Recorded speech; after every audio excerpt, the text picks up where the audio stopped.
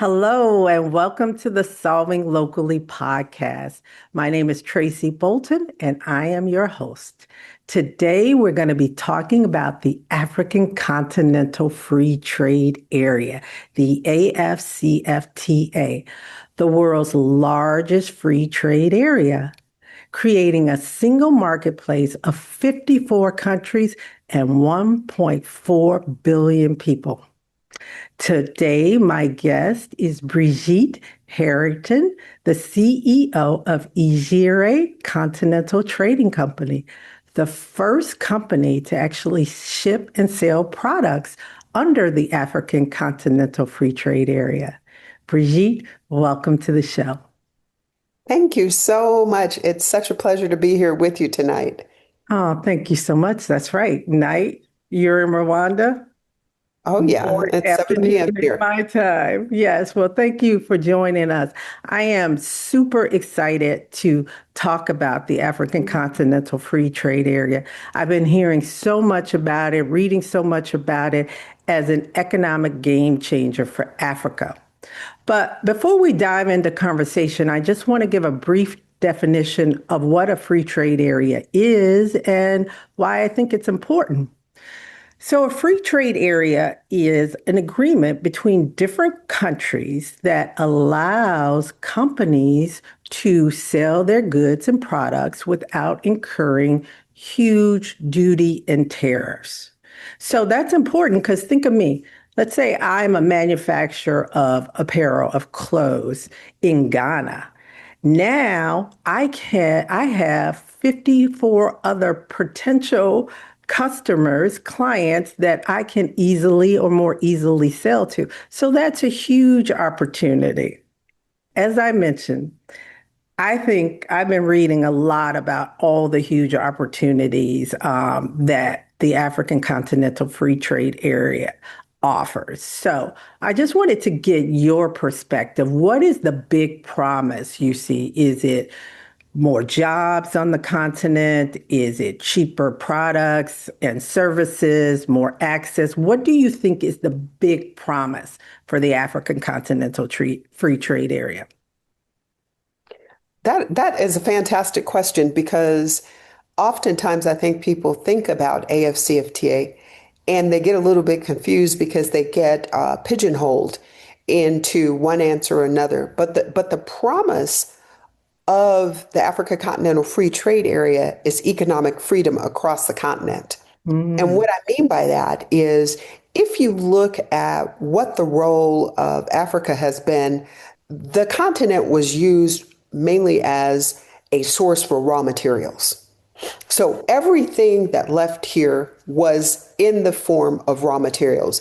It was either oil, it was timber, it was cocoa, it was a number of raw materials. And those raw materials would leave here at pennies on the dollar, and they mhm. would go to either Europe, they would go to the United States, or they would go to the Caribbean for further processing. So when we talk about raw materials, there are a couple different lanes that we could go down. But in this particular case, I want to deal with just minerals. Let's talk about oil. Let's talk about coltan. Let's talk about wolframite. Let's talk about cocoa. Let's talk about timber. These are the raw materials that have value added to them Mm, in the countries that import them. And so mhm. by doing that, give you a case in point, and this is something current. Um, normally coffee, if you think about it, most coffee's not grown in the United States. It's not grown in Europe. It is grown in parts of South America. It's not grown necessarily in the Caribbean, a little bit. But what happens with coffee is when I first moved to Rwanda 7 years ago, the premium grade coffee was going for $4 a kilo. Mhm. Meanwhile, once that coffee had value added to it in the United States and in Europe, at that point the coffee was going for between 45 and Okay. $50 a kilo. In today's market, that coffee sells for technically somewhere about not 8.50 to $9 a kilo for the specialty coffee.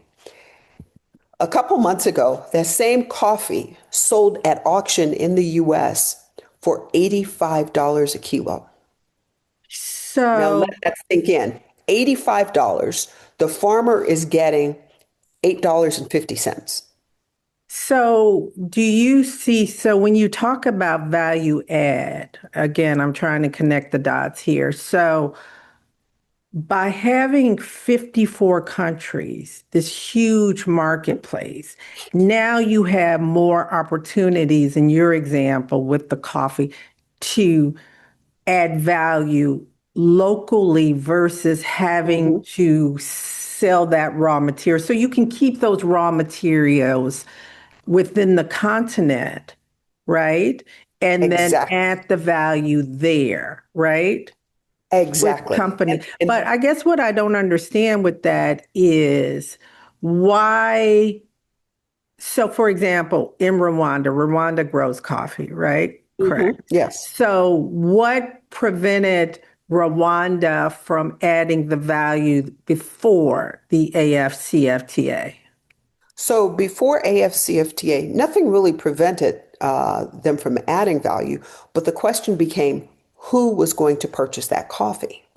Oh, I see. There you So go. now you So have in this other bigger words, market. Okay. exactly. So in other words, you could add value here, but there again there were barriers even on the ground here. Number one, Okay. packaging materials are not produced necessarily on the African continent. In the last 5 to 10 years, that's changed. Okay. So if you're going to, let's say we're going to add value to coffee. If we add value to coffee, that means that we're roasting it, Yeah, and I then get it. we're grinding it, and then we're packaging it. So the roasting and the grinding can take place here because there are facilities that roast and grind. But then you have to have the packaging. There's no packaging that's manufactured here in Rwanda. So all of the packaging has to come from outside. Up Okay. until recently, the place where we all buy packaging from is I get China. it. I get It's it. either I get it. China or India. Now, in the last 5 to 10 years, there have been organizations that have sprung up primarily in Northern Africa and Southern Africa that Okay. produce coffee packaging materials. I And get those it. countries are South Africa, Morocco, and Egypt. Okay, that it clicks now. I get it. So it's not just about adding value because there's a cost to it, right? To your point. Mhm. But so you have to have a market. You have to be able to sell it. And what the Exactly. AFCFTA is doing is giving you like a million times more places where you can sell that coffee. So I understand that. That makes perfect sense to me. So there's a promise when you're adding value, right? Then you're creating more economic value for the country, for the continent, and by not by definition, but by natural recourse, you're going to create more jobs, you're going to create cheaper products, you're going to create more diversity in your products. Okay. That makes sense for me. That makes sense. So there is a huge opportunity, right? For I Oh, think yeah. There's huge game definitely a huge changer. opportunity for economic growth because what that does, for example, is in the case of where, let's say I buy coffee for $9 a kilo, right? Hmm. If I add value to that coffee, at best, I can look at selling it for about $45 a kilo wholesale. Now, what does that mean in the whole scheme of things? So, when we look at a country, we have to look at what's called the balance of trade. And Hmm. the balance of trade dictates what the value of your currency is in the world market. So, for example, Mm, if I'm in a landlocked country, like I am, Rwanda, and everything is imported, and there are very few things that are exported, and the things that are exported are in raw material format. So when we look at Rwanda and we say, okay, what are the products? What are the big products that are exported from here? Well, the first mhm. one is coffee. The second one is tea. And when you look at both of those markets, primarily both of those products are exported in raw material format. I So that understand. means that when you look at the fact, let's say you import $100 million worth of products, but your exports are only $30 million worth of I get products. it. So what that does is it means that you are in a trade deficit position of $70 million. dollars. And when you take that and input it into the world currencies, then what you find is the value of this currency depreciates against the dollar, the euro, the pound sterling, and other world currencies. So Oh, let me give okay. you an example of what that means. When I moved here 7 years ago, there were 900 francs in a dollar. Hmm. As of today, there's 1,459 francs in a dollar. So if you look at that and you say, okay, 1450, let's say 1460 minus 900 is 560. Now, Uh-huh. 560 divided by 900, so that means that the currency has depreciated by somewhere in the neighborhood of 65% in the Okay. last 7 years. Okay. Okay. Okay. So you're Okay. following me here, I right? follow So you. There's so yeah, many little pathways for exactly. economic development that Mhm. this can propel. I get Yes. it. That makes perfect sense to me. So let's look at a bit about how this works, the mechanics of it. Let's say I have a Okay. company. I'm based in Nairobi, for example. I make these Mhm. clothes, right? So can I just say, oh, I'm going to sell under the AFCFTA, or what do I need to do to qualify to leverage that vehicle to have access to other countries in the continent as a company? Okay, so there are a number of things that you have to take into consideration. One of the first things is called rules of origin. Mm-hmm. Now, what does that mean? It basically means that you cannot import something from China or from India or Vietnam into Nairobi and then try to sell it to Kigali or try to sell it in Tanzania or Oh, in okay. Rwanda Okay. as a wholly African owned product. Mm, So, under the rules of origin, those products would not qualify under AFCFTA okay. because the rules of origin state that whatever the product is, the majority of the content of that product must originate from Africa. It doesn't necessarily have to originate from, in the case of your clothes, it doesn't have to originate from Kenya. It could I get originate, it. I part get of the it. content can be from Tanzania, part of the content can be from Uganda, but it must be wholly owned African or the greatest percentage. Is that 51%? It's more than 51%. Oh, The okay. threshold Oh, is I way more love than that. I 51%. love that. I And love let me that. tell you, let me make you laugh. Make you So a laugh. few years back, Tanzania decided that everybody in East Africa loves Tanzanian rice, right? Hmm. So Tanzania, let's just say 100,000 tons of rice. Well, Hmm. the demand was greater than 100,000 tons. So what Tanzania decided to do was let's import some rice from I knew you were going Vietnam to or say from that. Thailand, and then let's mix it all up. Let's throw away the bags. And then all Uh-huh. of a sudden they start exporting. Oh, their exports grew from like 100,000 tons to almost 300,000 tons. And the numbers are fictional, but Right. something I along get those your lines. point. Yeah. And then they were like, oh, okay, we could export this under AFCFTA. And then when it gets to the other country, then the other country will get reduced duty on it, which will make us competitive in that market. I get Now, it. here's where the rules of origin came in. It worked. It was working pretty well for a minute. And then somebody said, oh, hello. No, no, no, no, no. So you got those checks and balances. You only produced 100,000 tons. Meanwhile, you're trying to sell 250,000 tons under AFCFTA. So now let's go back and look at your operation and figure out where this I other love that. I 150,000 tons. used to be an auditor, so I love the whole concept of checks and balances Mhm. and making sure and testing. The thing that I'm hearing, what I'm understanding, it's a holistic system, right? Yes, So all yes. of those components were thought through. Your company was the first to ship under the AFCFTA. So Let's talk a bit about your experience, your journey, starting with how you ended up in your current role. Okay, oh, that's a lot to unpack. So let's start with 7.5 years ago. 7.5 years ago, I was in the United States. I had moved back from Ghana after having been there for 10 years.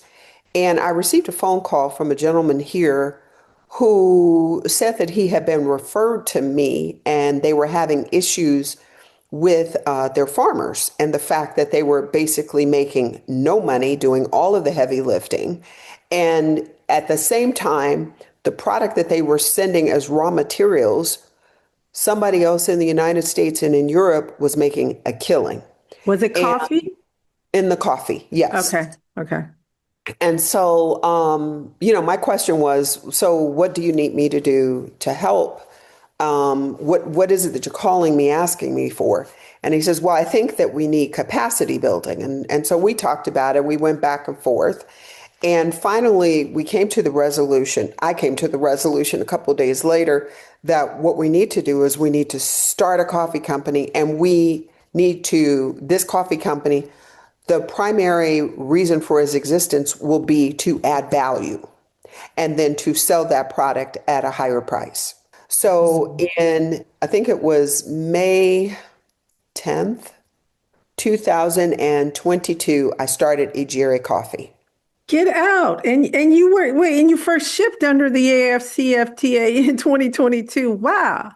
Right. And so this is a testament to how good God is because 5 months to the day we shipped under AFCFTA, the Guided Trade Initiative.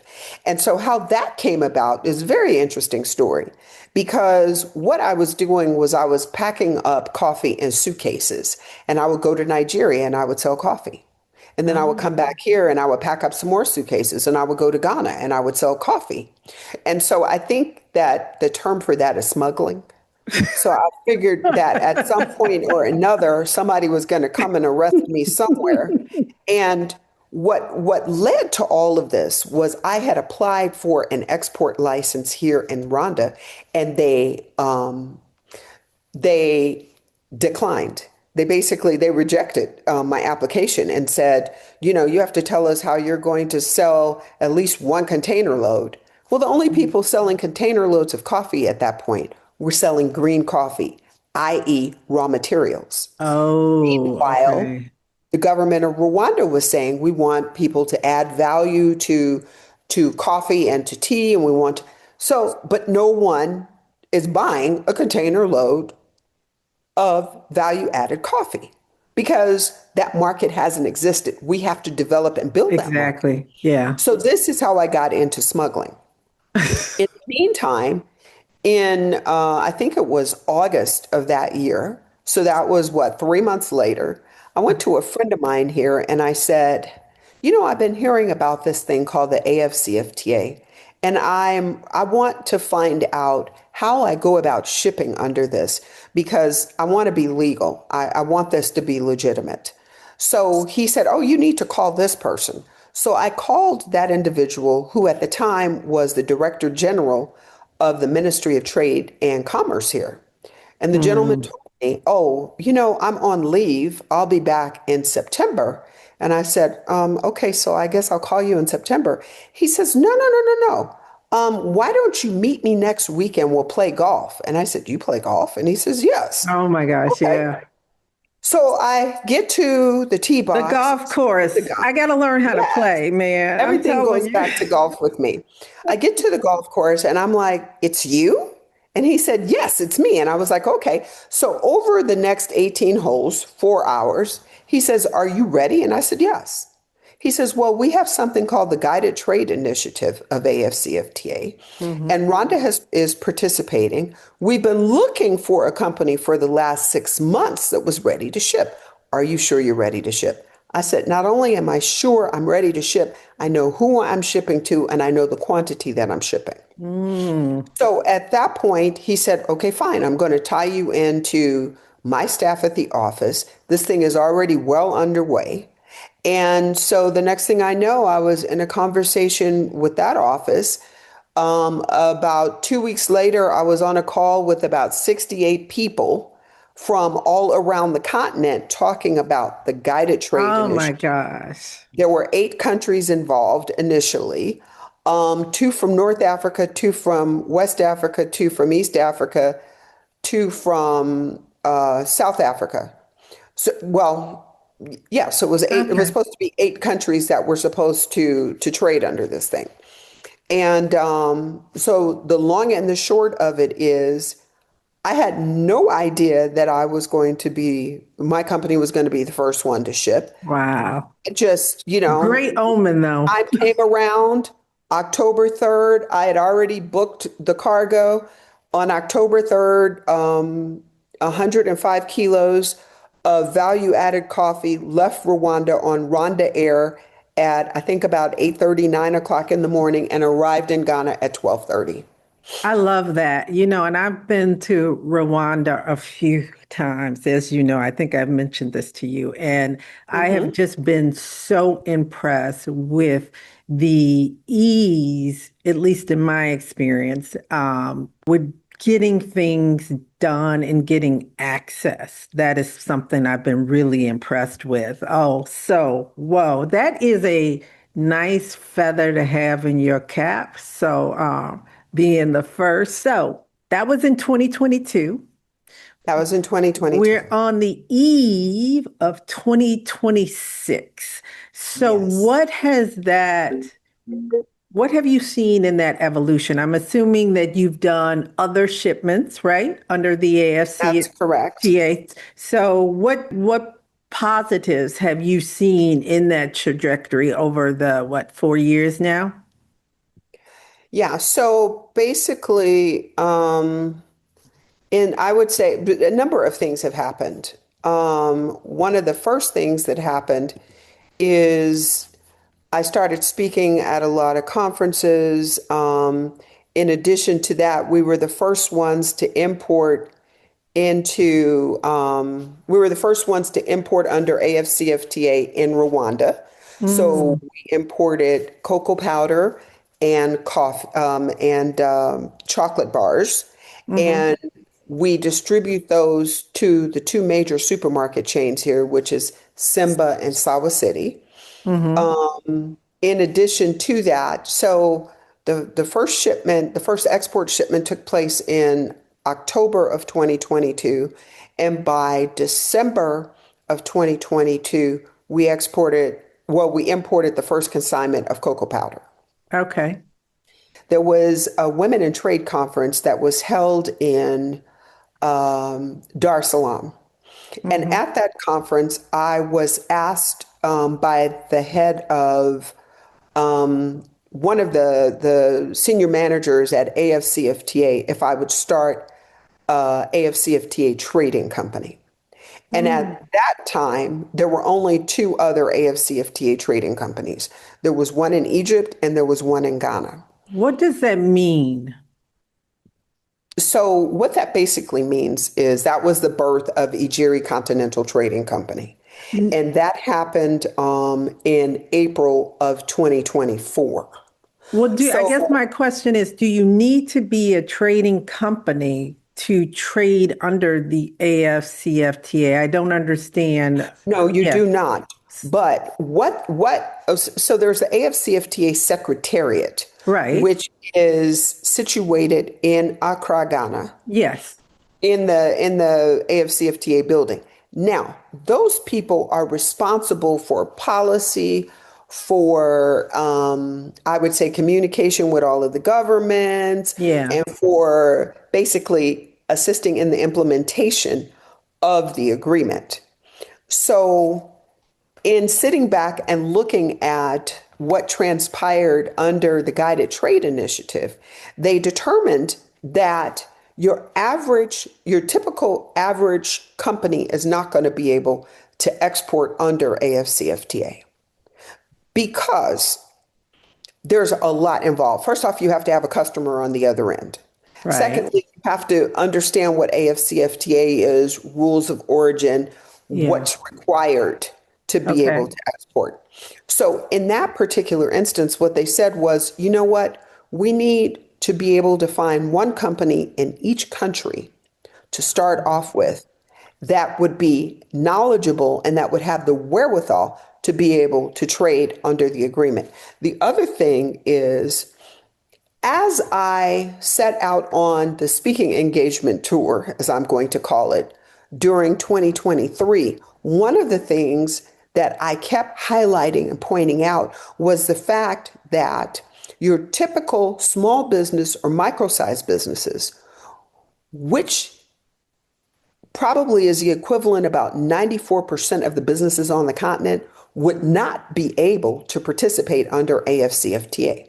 They don't have the wherewithal in terms of personnel, they don't have the knowledge or expertise, and they don't necessarily have the financial capacity to be able to go and look for business outside.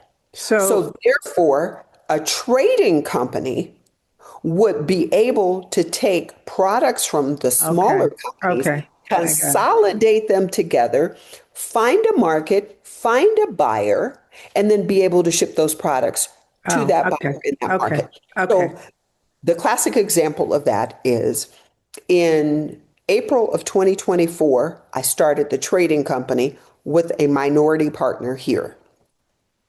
In September of 2024, we shipped 900 kilograms of value added multiple products from multiple companies, 5 different companies, to Ghana. And those products were 2 brands of coffee. So it was Igire Coffee, Pedro's Coffee, Nikes Honey, Rhonda Mountain Tea, and it was, what's the other one? Avocado oil. Okay, I get that. So that facilitates it for small companies like me, the manufacturer of Mhm. this, to be able to take advantage of the opportunities of that huge marketplace. And Exactly. so, just very briefly, does that you still do the trading companies have the vetting mechanism to make sure the product is of African origin? Do you handle all of that? Because one of the things I've read briefly from some small companies on the continent is it's a huge financial expense for them because of fees and qualifying, I guess. Can you talk a little bit about that? That's been some of the little posts that I've read. I don't know Yeah. the truth in that or what. So I'm just trying to get clarity on the ease of being able to ship Okay. under that with your So when trading we company, talk, for example. yeah, so when we talk about, let's go back to rules of origin, for example. Mm-hmm. And there are 2 approaches to rules of origin. Okay. And that's based on generally the size of the country and also the products that that country produces. So in the case of Rwanda, our primary products are coffee and tea.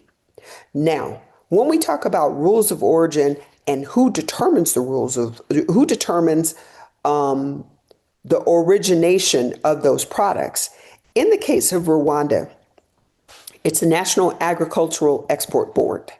Okay. So, in essence, what happens is if you have coffee or you have tea, it would go, samples of that product would have to go to National Agricultural Export Board, and then they're Okay. going to produce 2 certificates. The first one they're going to produce is called a certificate of origin, and the second Mm-hmm. one they're going to produce is called a certificate of quality. Now, the Okay. certificate of origin is basically going to say this tea came from this province in Rwanda, and we could trace it back. Got it. This coffee came from this area in Rwanda by this cooperative, and we could trace it back. Okay. So that's the original certificate of origin. Now, that's the first country. So your smaller countries that have very minimal amounts of, let's say, I don't want to call them raw materials, but products that are grown there. Okay. Then when you get to a larger economy like a Ghana or a Nigeria, what they have is they'll have, in Ghana, for example, they have something that's called the National Coordination, wait a minute, let me see, it's called the National Coordination Office on AFCFTA. Okay. Okay. Now, what that office in Ghana is responsible for, because there are so many different products there, Hmm. is they have a team of 4 individuals across the government. So they'll have somebody from the Ministry of Trade, the Ministry of Agriculture, they'll have somebody from Foreign Affairs, and then they'll have somebody from the National Coordination Office on AFCFTA. And they will actually go to your facility and they have guidelines where they want to know, okay, what are the inputs? Where I did they come understand. from? What is the percentage of the product coming from wherever it came from? I understand. And then they determine whether or not that product meets the rules of origin. And so they, once they've done their review, which generally takes about a week, then what happens is you will get a letter and it'll have one of three different results. Number one, you pass. Number two, what is it? They put a hold on it because you need to make some corrections. Or number Okay. three, it's completely rejected. Okay. So, Understand. classic example of that is one of the products I told you that we import is Yeah. chocolate. And that chocolate is made from cocoa that comes from Ghana, right?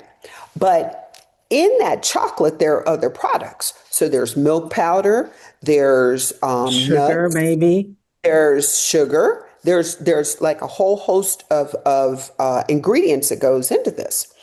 Well, most of the ingredients from the chocolate company come from Africa, with the exception of their organic milk powder. And the organic milk powder comes from Europe.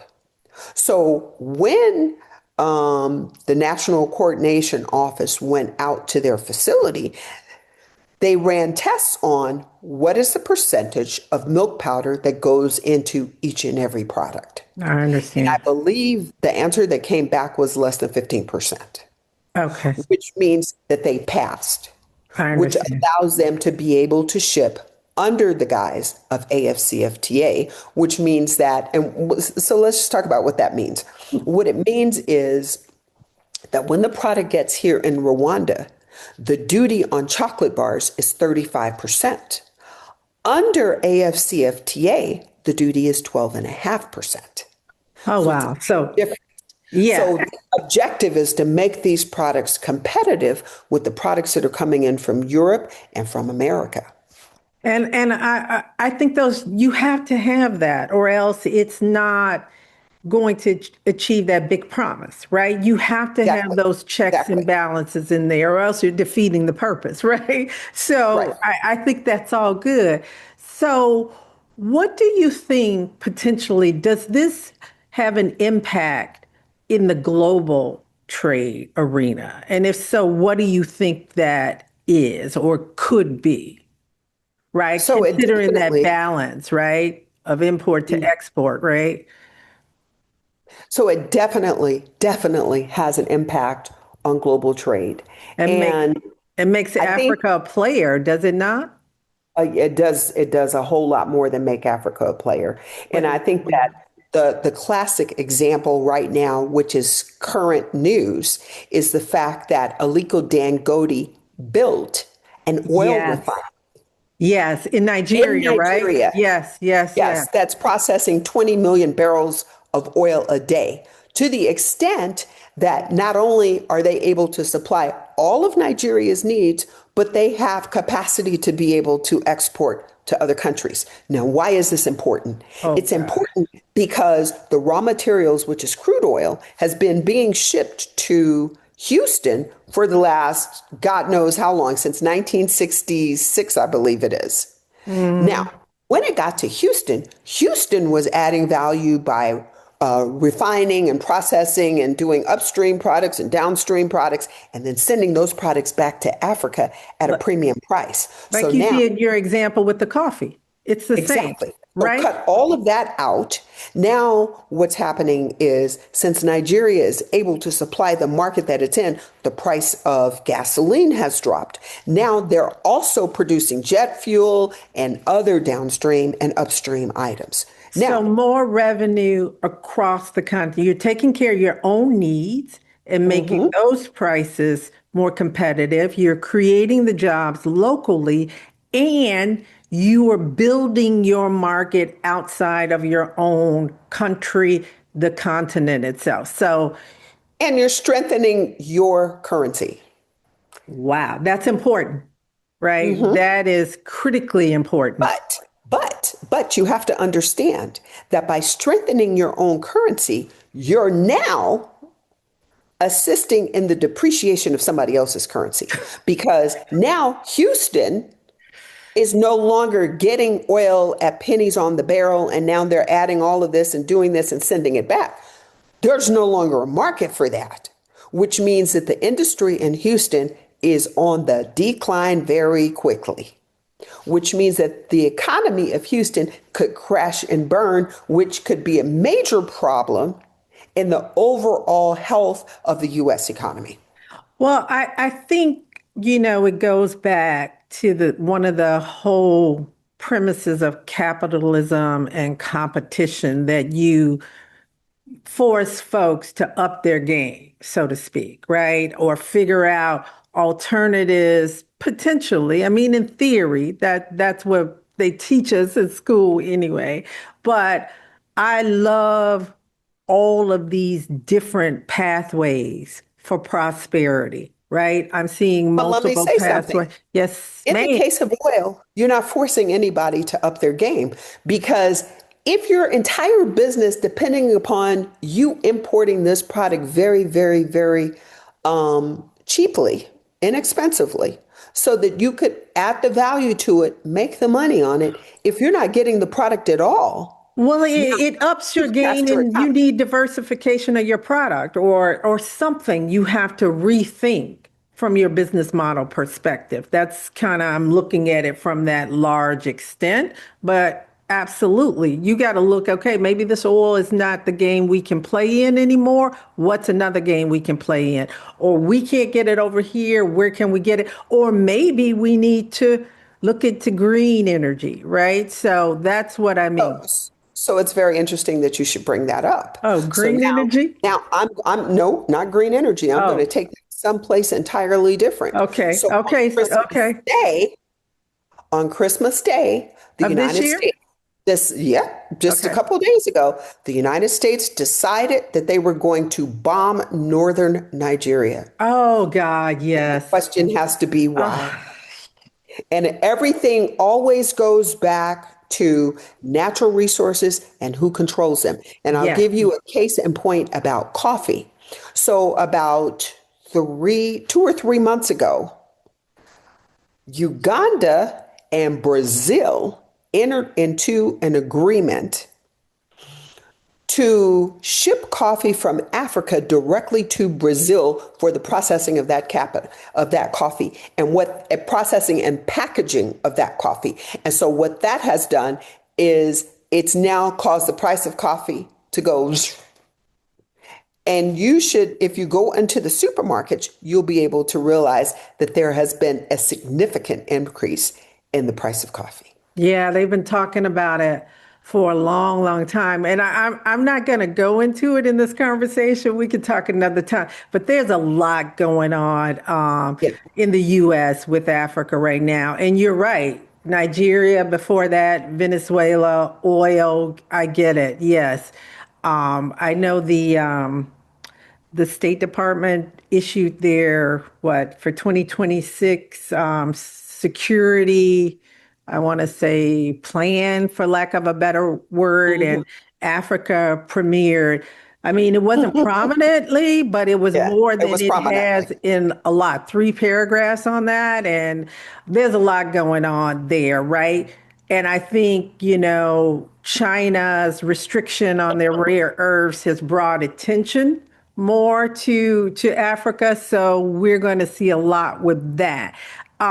For me, live on this side of the pond, I think the opportunities for those outside of the continent, from investment opportunities, I think this opens up a huge possibility as well because now you have the ease of 54 countries to sell your products, your goods, or services. So that's one of the things I'm looking at least on this side of the fence, is how this creates opportunities for direct foreign investment for companies that really want to be able to get a larger market on the continent with selling their goods and services.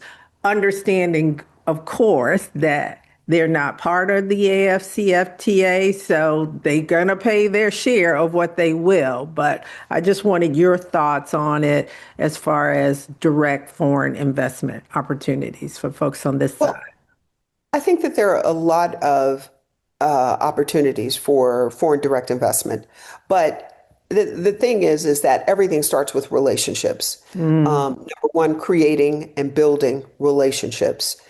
Um, the biggest challenge that we have here on the continent, and I was talking to someone about this earlier, is the fact that we as small businesses, micro-sized businesses, and so on and so forth, do not have access to capital. In essence, what winds up happening is the businesses here are not growing nearly as fast as they could grow because we just don't have the access to the capital which would allow us to grow.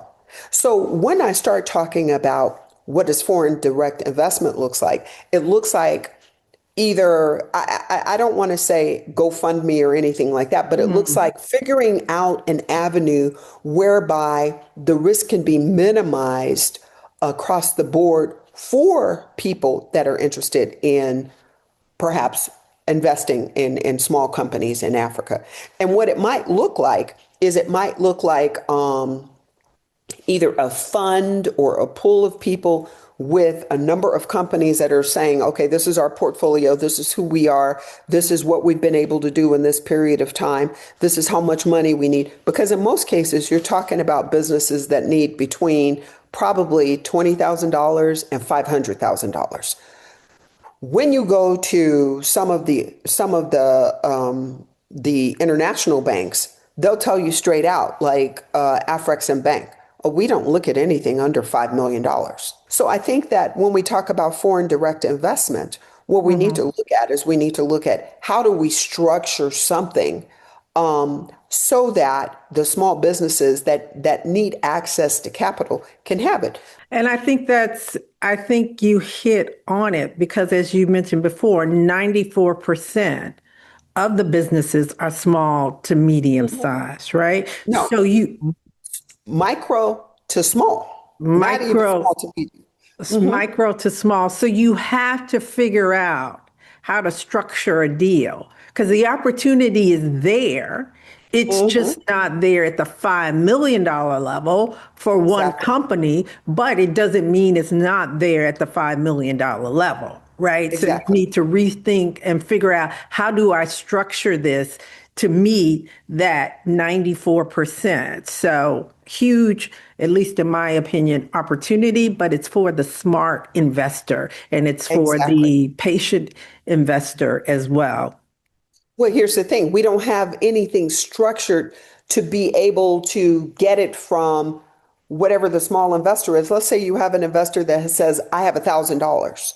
So if I had 100 investors that had $1,000, then how do I put all of that money together to be able to then give it to a company so that they would be able to operate and grow, with the risk being minimized for each one of the investors? So, if we're talking $100,000 and each investor contributes $1,000, so your total risk is $1,000. I understand. But Diversify then that how do I risk. get it to the business that needs it? And I think it's twofold, right? As we wind down, I think it's that smart investor, that creative investor, and also building that awareness, right? Hmm. Kind of what you're doing around the AFCFTA, but around these opportunities and around these needs. I know I spoke with a gentleman actually maybe 4 or 5 months ago based in South Africa that's reimagining capital specifically for the African continent, which is different from the US or Right. European continent, right? In the venture capital space. So what's your vision for the next 5, 10 years for the African Continental Free Trade Area? What's your vision? Where do you see it going? We have this conversation in 5 years. What's going to look different? And when we talked about earlier that promise, do you think there will have been some inroads into materializing that promise, be it more jobs, currency? So things are moving forward. They're not Hmm. moving as fast as they could move. Again, Because, access to capital. okay.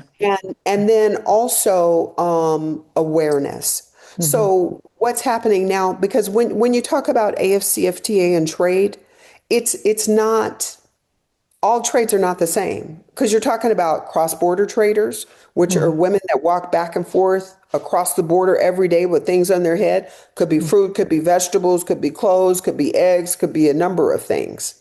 And they Hmm. literally cross the border into the other side, into the other country. They sell their wares and they come back. Okay. So that's one type of trader. Then you've got the huge trader that doesn't need any assistance from anybody. And then you've got the micro size and the small trader. Now your micro size trader is really going to have an issue trying to sell any product outside of the area that they're in because they don't have access to that market. And that's where the trading companies come in. Because what the Okay. trading companies do is they're able to purchase products from those companies, small quantities, and in the case of Rwanda, we have special rates with Rwanda Air. So in the countries that are AFCFTA countries, I can ship, for example, Ghana. There's a flight to Ghana 3 times a week. So I could take a small quantity of product from a company, put it on our e-commerce platform, and then let's say in a month's time or in 3 weeks' time, now the product has declined. I can go back to that manufacturer and say, okay, I need this many more products. So I'm not shoving it down their throats because, again, the micro size and the small companies can't ship a container load of anything. So what's your vision for what do you see in 5 years? Five Or your years, I hope? see Hope. caps working in all Okay. countries. So the Pan-African payment The settlement Pan-African system. payment settlement system, I see that up, functional, and actually working every day in Hmm. each of the 54 countries. Um, I see trading companies, I see one in each, at least one in each country or more. And Hmm. I see the knowledge, idea, and experience of AFCFTA coming to fruition, which will allow people a better understanding of what the agreement is and how it works, and also give them access to getting into another market, either through a AFCFTA trading company or another type of company that trades. And so, very briefly, do you see on that promise, how is that promise manifesting itself in 5 years? Is it through more job creation, cheaper prices? How do you see it in 5 years delivering on that promise? Um, so job creation is number one. I also Hmm. see currencies being strengthened. Okay. Um, One of the challenges that I think that in 5 years that they will have started and be knee deep in mitigating is transportation because Oh, that is one of the biggest issues right now. How yes. do I get product from here to Ghana, for example? That transportation costs me twice as much as the same product coming from Europe Okay. in I get terms of it. the Yeah. freight charges. Yeah. So I see all of these things finally, them coming up with a solution as to how do we get product from here to Burkina Faso, for example. There are rail systems that are being built. Yes. We need to look at how we're going to get either a fleet or a small number of ships that are able to sail around the continent to be able to pick up product and deliver product on the continent in a more efficient and also, I would say, less expensive manner. Okay. Thank you. So we're at time, but before we close, I like to summarize something that you're optimistic about, something you want to share that's really popping on the continent. I'll do the same. If you don't mind, I'll go first and leave you with the last word. So, in my brain, all roads are leading to Africa, right? You just can't argue it. Minerals, rare earth, 30% are on the continent. The youngest population on in the world by 2050, 1 in 4 people on earth will be African. So talk about workforce, expertise. These are things you cannot ignore. And if you do so at your own peril. So I am super excited about the African Continental Free Trade Area and what it's doing. So my question to you, very briefly, as a member of the African diaspora, what can we do? What can I do to support? I know what I'm currently doing, but how can folks on this side make an impact or begin to work to make an impact to help with Africa's economic prosperity? Wow. Like what That can, the average person that's interested watching this is motivated, inspired, sometimes I just recommend to people take a trip. It's not rocket science. It's not hard to do. It's not terribly expensive. Go see for yourself. I'm just, as someone living there, particularly because you have the lens as an American, what are some things you think that folks watching this might be able to do or think about? let's start with think about. Okay. I look at, and this is the way I've always looked at Africa and the diaspora.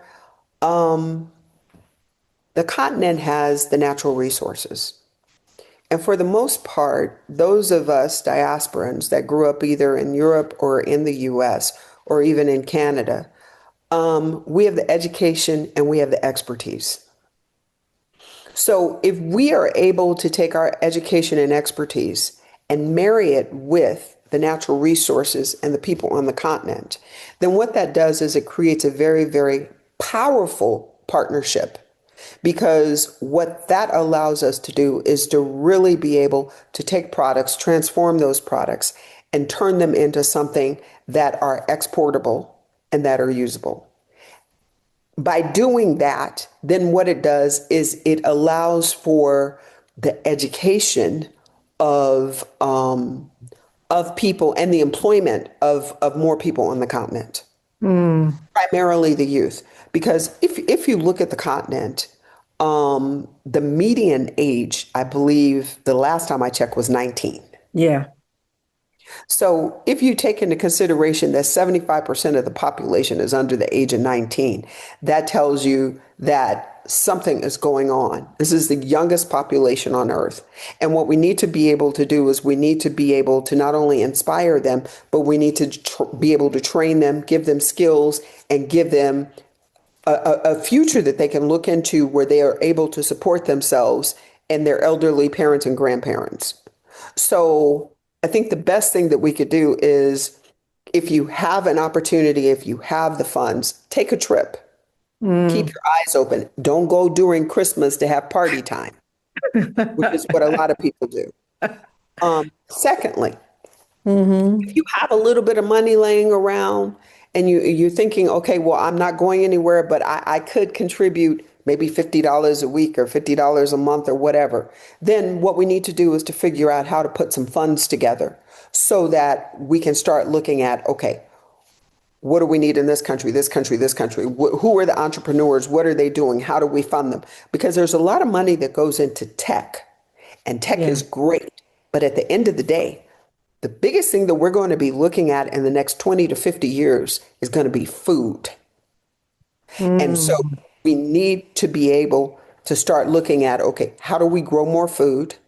How do we add value to those to the food that we're growing? And then how do we distribute those products? Okay, so it starts with at the base of those Mhm. Maslow's pyramid hierarchy of need. Yep. Get folks the nourishments they need so you can harness that energy because Yeah. 19-year-olds, they're not afraid. They want to try and do everything. And so we really want to be able or to harness that creative, that inventive energy to propel to that level of prosperity And and equitable prosperity. sometimes it's not even creative or inventive. It's just farming. Farming can be creative. Because I we think need it to can be eat. creative. Everybody needs to eat. And This is true. as we look around, not even the continent, but the world, we're starting to see these food deserts. Even in the U.S., we have food Oh, I deserts. grew up in a food desert, south side of Yeah, Chicago. I grew up in a food desert, right? So, I mean, we had our grocery stores, but you didn't have a lot of options on where you could shop. exactly. Yeah. Well, this has been great. I have learned so much more, and I am still so excited, so encouraged, so motivated about what's going on with the African Continental Free Trade Area. So thank you so much for sharing. I No appreciate problem. it so much. And Thank you. you have a safe, happy, prosperous, healthy, joyous 2026. And I hope goodbye, that everyone. you do the same. Thank Okay. you. Bye Take bye. care.